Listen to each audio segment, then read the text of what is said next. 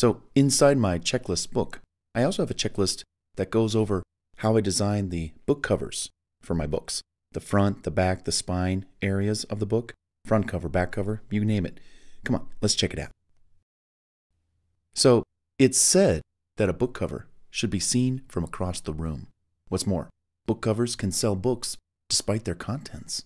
So it's vital that you design the best cover you can for your book.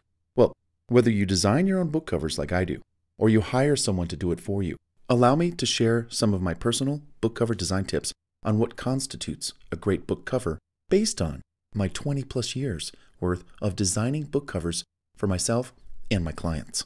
So when it comes to the front cover design layout formula, what's the secret to designing world-class book covers? Well, whenever I'm designing a book cover for my own books or for a client, this is how I approach the front cover, and you might too. Now, no matter if I choose to look at other people's book covers for ideas, and you're free to do that, I still follow this particular formula for all of my book cover designs. Check it out. So here's one of my books, Rich Coach, Broke Coach. Let's just take a look at this, and do note that not all covers are the same, and they're not going to be, looking the same. They're going to be unique and different. But there's an underlying format that I use.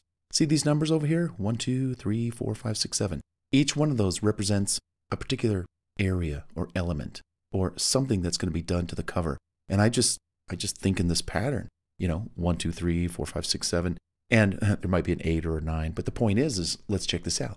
So number 1, every book cover should have an elegant background. Whether you do use gradients or shades or patterns or stock photography, your book should be very appealing, that it catches the reader's eye and they feel compelled to examine it and buy it. It should be unique among all the other books of a similar genre. So we've got kind of a unique pattern here, a little color in the background, kind of neat. And it could just be white with a picture of something or you on the front, doesn't matter. Number 2, the title should not only captivate the reader's attention, but it should also relate directly or indirectly to what the book is about. It should fulfill a need, create intrigue, inform, etc.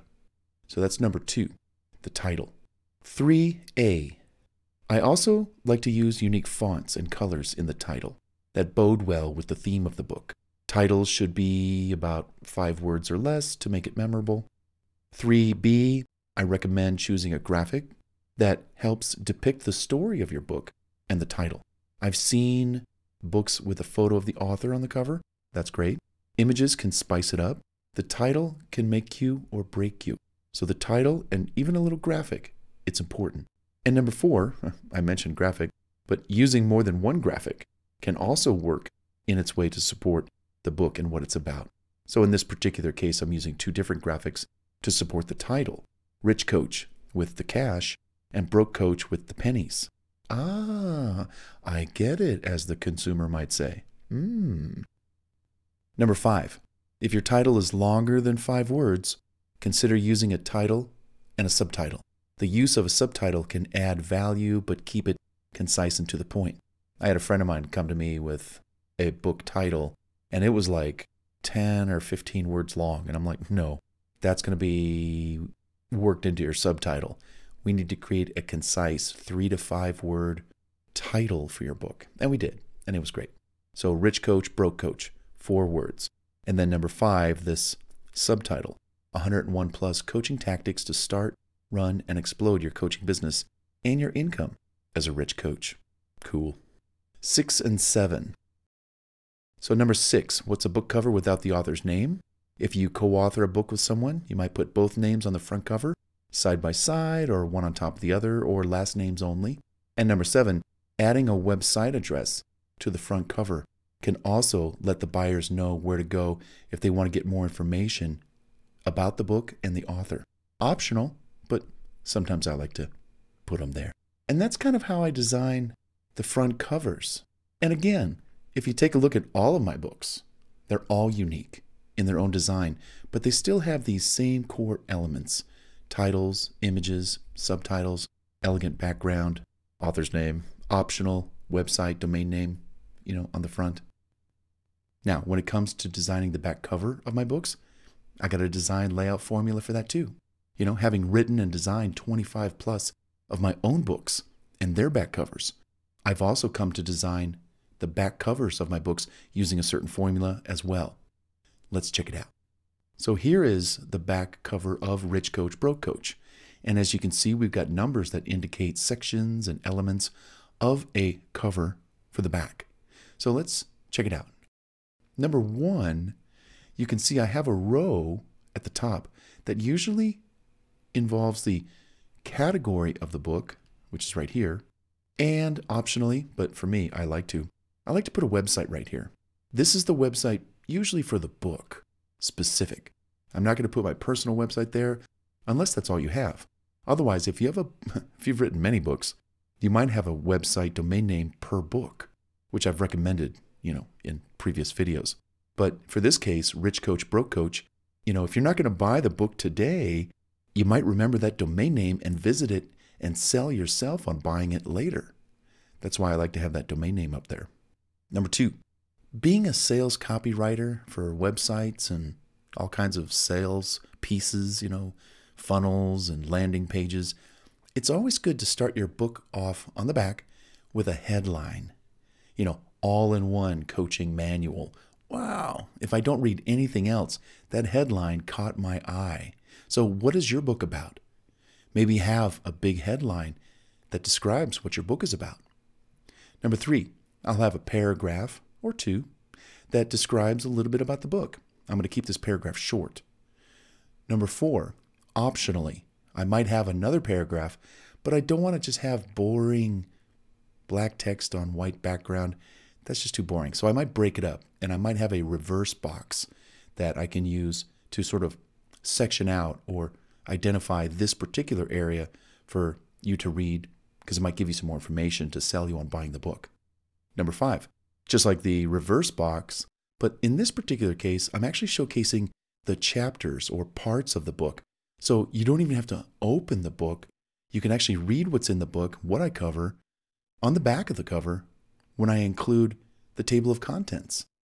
Now, if you have a lot of chapters, like 10 or 20 chapters of your book, you don't have to list all 20, but you might put in bullet or list format some of the titles of those chapters.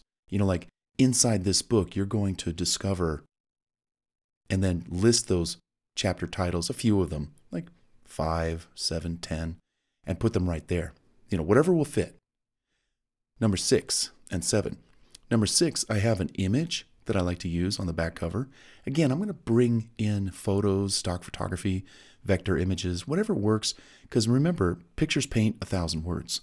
So if a picture can sort of depict what the book is about, immediately you're like, hey, I know what this book's about. Yeah, it's about money.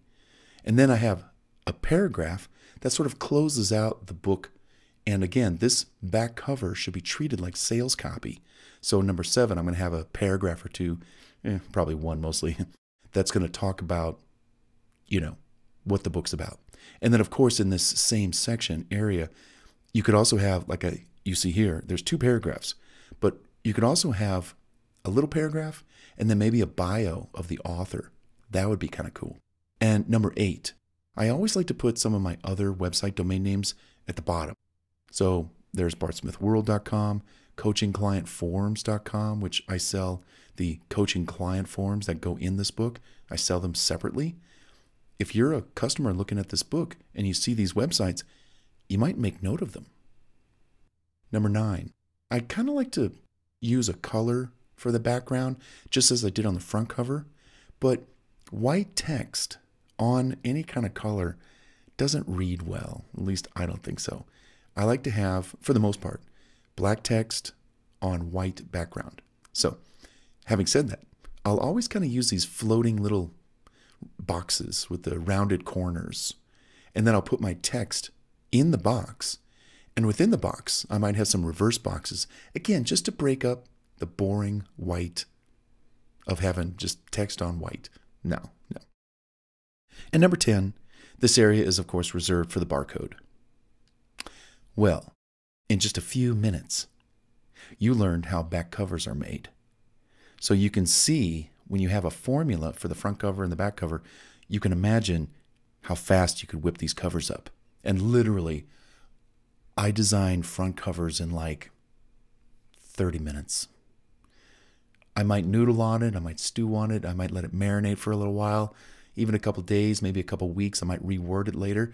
But for the most part, when I want to design a front cover, for the most part, I do it and I bang it out because I have this formula. It's like a checklist. And then for the back cover, the same thing. I just follow the formula. Again, I might tweak it a little, adjust it here, change it there, modify it there, so that the back is unique. But I've had a lot of people tell me, Bart, every time I see one of your books, I recognize it. And that's another thing too, because I have so many books, the patterns, the designs, the formula, how I design them, there's a common theme that runs through them all. You know, they don't look like one's from outer space and one's from underwater, and even though they do have separate designs. So when it comes to the spine of your book, the spine is rather simple. With some printers, though, if your book is less than 100 pages, you don't get to add text to the back of the spine. But if your book is more than 100 pages, you can. So here's what I do when it comes to adding text to the spine region of my books. And again, we've got 1, 2, 3. Pretty simple. Number 1, the title of the book goes right here, as you can see it. And I'll always try to have the book title looking like this on the spine, and I'll try to use the same fonts that I used on the front cover on the spine as well. Number 2, author photo. If there's room, I'll put a headshot photo of myself on the spine in or near the author's name at the bottom. And of course, number 3, author's name. Lastly, the author's name goes at the bottom of the spine in this manner, as you can see on the spine cover. And that's it. That's how I pretty much design my front, back, and spine covers for my books. While all my book covers are uniquely different, for speed, I still follow these steps in designing my covers, and now you can too. Hey, I hope it helps. Now, this checklist is available to you for free. It is a Google Doc that you can actually access, and once you access it, you can make a copy of it for yourself. I recommend that you make a copy of this Google Doc for yourself. You copy it to your Google Drive, which is a link to your Gmail account if you have one. And then, bammo, you can start making changes and all kinds of edits, whatever you want to do. You can email it to yourself. And when you email it to yourself, be sure to choose to email it as an attachment and as a Word document. So you can open it up in Word and you make changes. You can also download this Google Doc in a Word format as well. And if you want, just print it. And that way you can have this checklist in hand for you to look over, just in hand. Kind of cool. And you access this Google Doc by going to the descriptions section below this video. So right here where it says download and print this checklist, access the free Google Doc version of this checklist for your use. Go ahead and click the link and it takes you right to the Google Doc for this checklist. Kind of cool.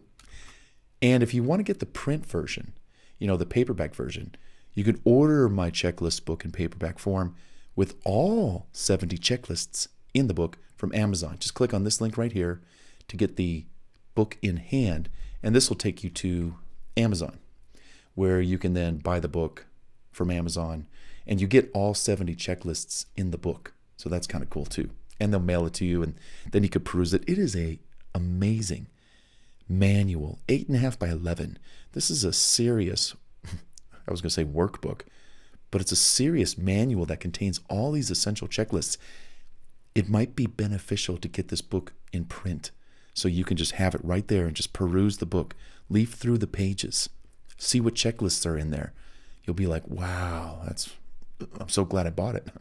All right, hey, if this checklist helped you out, then I'm glad it did. All right. Let's continue to the next checklist in this video series on my checklists book.